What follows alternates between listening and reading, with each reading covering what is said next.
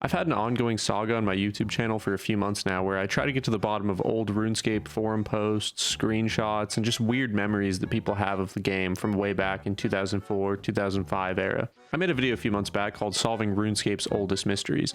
Basically what I wanted to outline in that video was what we know, what we don't know, and how you could help. I included a place where people could submit their old game catches if they had like a hard drive on a computer that hadn't logged into the game since like 2004, 2005 era.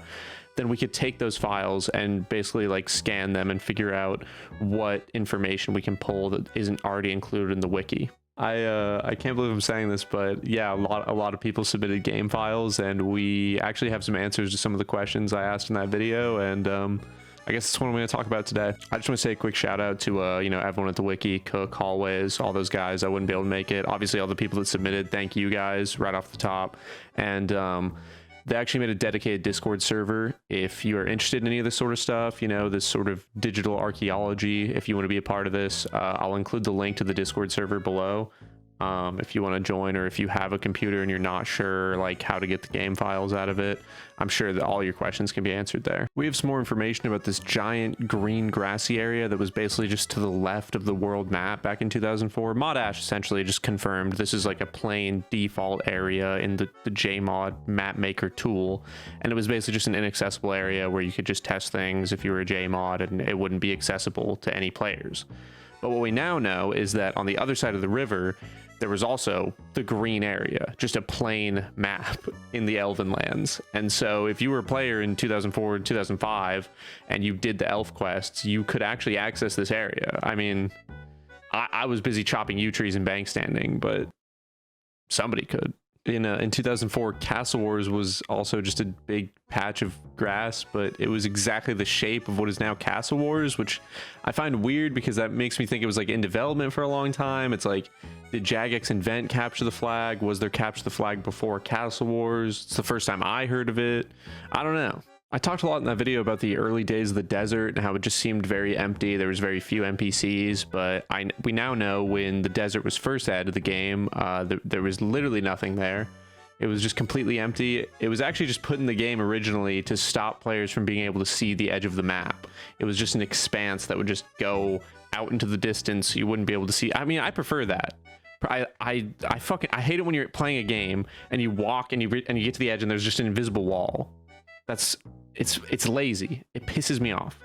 Bothers. Anyway, sorry. Actually, I mean, it wasn't completely empty. There was this giant like box, I guess, of sand in the middle. I guess you could call it just a giant sand wall in the middle that was just surrounded by flat ground. And I mean, I don't know what it was there for, but again, I think it's just back in the day, the JMods were just really cooking. They didn't really care what they put in the game. The stakes weren't that high. They were just vibing. We know that back when it was released, Relica was also a grassy area rather than the gray wasteland that you see today, but we haven't actually seen what it looked like because the way the game files work, it only loads in when you would walk there. So that's the only way we could actually physically see it rather than just see the map overview. And I mean, not a lot of us were doing Fremnant quests either. Listen, again, I was chopping yews and banks. What we do have is what Burthorpe area looked like before it was added. You have the Druid Circle, you have the Heroes Quest, and then you got water. Gap. Nothing there. No games room. They weren't playing around back then. For one game update in August of 2005, there was a minigame icon in the Keldgrim Trade Circle, and we now have confirmation from Modash. I'll read the tweet. The idea was to make a sort of merching minigame where players would speculate on fluctuating prices of ores, bars, etc. The dev didn't get very far in implementing it and resigned due to work elsewhere. Yeah, he was working on fucking Wall Street, baby. I mean, that man's at the fucking tippity top. He's a billionaire now.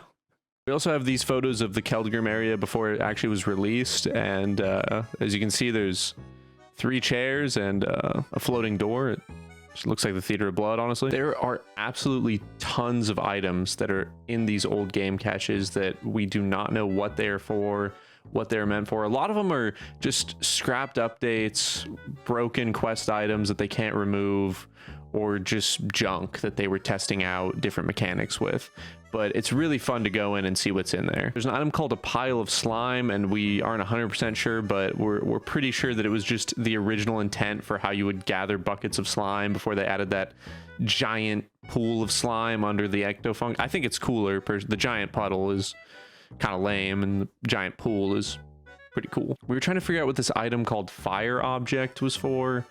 And funny enough, somebody that submitted their game files, it was the update before Desert Treasure came out.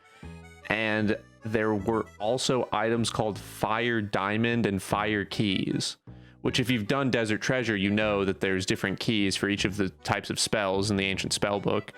And so our theory is that there was originally fire spells, but I think they realized that there's already fire spells in the normal spell book, so they had to change it to smoke. And so that's why you have fire object. That's why the fire diamond and the fire keys were then changed to smoke diamond and smoke keys. And that's why Fareed looks like this. Pretty fucking insane. I mean, that doesn't say smoke to me. You know, like I don't know how I didn't see this earlier. That guy's fire. I'm sorry. If we're in Pokemon, that's fire. I saw a lot of comments about my pronunciation of this next item, but I know how to pronounce it 100% correctly now. Zaros Majolner. So we actually know the story behind it now. It was supposed to be the reward for a Soul's Bane. Soul's Bane was supposed to be the sequel quest to Dig Site. In the Dig Site quest, you know, you find the Zaros Temple, the Temple of Centestin. They're worshipping Zaros. You find the Zaros symbol at the end, and then boom, the rift opens up next to the Dig Site. You free Tolna, and he says that he met people in an ancient civilization down there that were worshipping a god who is watched over by an evil power. But at some point, the JMod said, fuck it, just give him 500 coins instead. I don't know why. I mean, it seems like a cool... I don't know why. I don't know. It seems like a cool item, but I guess, you know... 500 coins is 500 coins. In the early days of RS2, before like the magic skill was even finished, there were more runes in the game than there are now. There was life runes, illusion runes, time runes, and reality runes. And we now know like the purpose of life runes. None of these are obviously obtainable anymore, but the purpose of life runes was an early form of thralls. Actually, there were spells called Call Animal, Raise Skeleton, and Summon Demon that were in the game in early RS2, but I mean, you can never cast them actually. This is obviously what later became the summoning skill, and then went backwards to old school RuneScape, which then became Thralls instead, which is kind of cool. I mean, I think Thralls better than summoning. We got to talk about this guy Erasmus, because if anybody who's watching this video played in March of 2004 and can confirm this guy exists, please comment below, because there was only about 20,000 active players at the time, but there are old forum posts that said that this guy was like in the RuneScape 2 beta testing era, and he would let you like replay quests for the sake of beta testing, but nobody has ever actually confirmed it. We don't have any game files that old, so we don't know, because he was removed by that time. And there's basically nothing to confirm or deny this, but there's a lot of posts that suggest that it's true. So just a disclaimer. If you know, you know. If you don't, you don't. We did find some scrapped random events that were never actually released and that I don't think anybody has ever known about until now. I talked about the disgruntled anvil in my last video, and that turns out to be real. We don't know what it looks like because it was obviously never in the game, but it was in the game files. Basically, I'm assuming it was similar to like the evil tree that would like break your axe, or the rock that would break your pickaxe, but it was an anvil version. I'm not really sure how it worked. There was a savage bird, which was this like red terror bird looking thing that would just appear and attack the player, kind of like a swarm used to, but much scarier. Definitely significantly scarier. Fellas, it's 2004 and you're in Valley Park saying buying GF 10k, and this thing runs up on you and fucking kills you. The second one is a brownie, which is a little like brown version of an imp, and we don't know anything about it or when it would appear, but it had a grab animation, so best guess is that it would like take something from the player or like unequip some of your items. I don't know what it was, but weird. The last one we know about is something that would have been similar to a river troll. You know, it would attack you while fishing. It had various combat levels, but we don't know what it was or what it looked like. And the only way we could possibly find out is if we find some game cache from like February 2004. So we don't know what it is, but we know it existed. I had a lot of comments in the last video that basically confirmed that the Tangle Vine was a real random event. But not only that, we got a story from Ian Gower himself. Basically, the reason that this was removed is because the game was growing a lot at the time. There's a lot of new players, which obviously means there's more Tangle Vines going out there. But the vines were scenery objects that would appear, and they would essentially overwrite other scenery objects in the area where you were standing. So if you were standing next to a tree or something, it would just overwrite the tree, and then once the Tangle Vines went away, there would be nothing there. And since there were so many players at the time, huge chunks of the map were just being deleted every week, and then when the game would relaunch, there's a new update, it would refresh, but they had to remove it because that's pretty funny.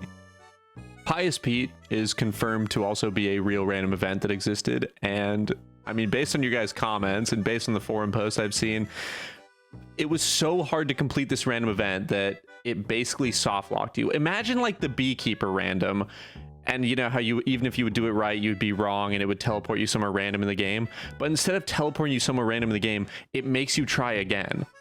So you're just soft locked infinitely. You have to make a new account essentially, or they update the game. Apparently there was multiple people in the comments of the last video that said, I made a new account. Me and my brother couldn't figure it out. We quit because of the Pious Pete. This motherfucker ruined my account. Dr. Ford, of course, was some sort of doctor hypnotist guy that would hold up a certain amount of fingers, and you would have to click the number of fingers he was holding up essentially to be free and continue. It was, you know, just one of the classic, hey, stop playing for a second random events. Dr. Ford was apparently removed due to a middle finger incident, according to the wiki, but we now know that there was only like 7 options of how many fingers he would hold up. So, I mean, breaking news, I hate to be the one to say it, but it turns out there was never a middle finger incident. I'm sorry, crying and throwing up right now. We also found 3 never before heard MIDI tracks that were just unfinished and unused in the game. I think there's 34 total that we know exist, but we don't know what they sound like. We also found the original version of Sea Shanty 2. Kind of disappointing, honestly. It's basically just the same song. The drums are slightly different around the minute and 33-second mark. I can show you.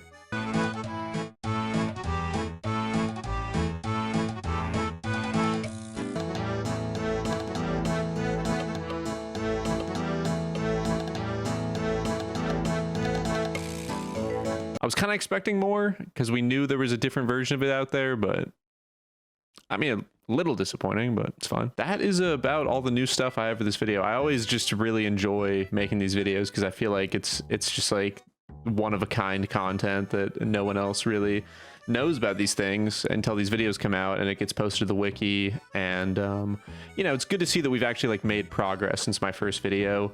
Obviously, if you want to help, join the Discord that I put in the description. It's not affiliated with me at all. It's just the wiki. People run it. A lot of the stuff is word of mouth. So if you do have any weird memories of things like this, like the only reason we knew about the Tangle Vine is from people talking about it. So if you have any weird memories, then just drop them in the comments below. I don't know. I mean, fuck it. Consider subscribing if you like the videos. I don't want to force these, but I will make more if we get more information, of course. I will play you guys out with this unused audio track from the Garden of Tranquility. It's a banger. It's an unfinished song, and you guys are probably one of like 5 people that have ever heard this song before, so have a good day. Love you. Thanks for watching.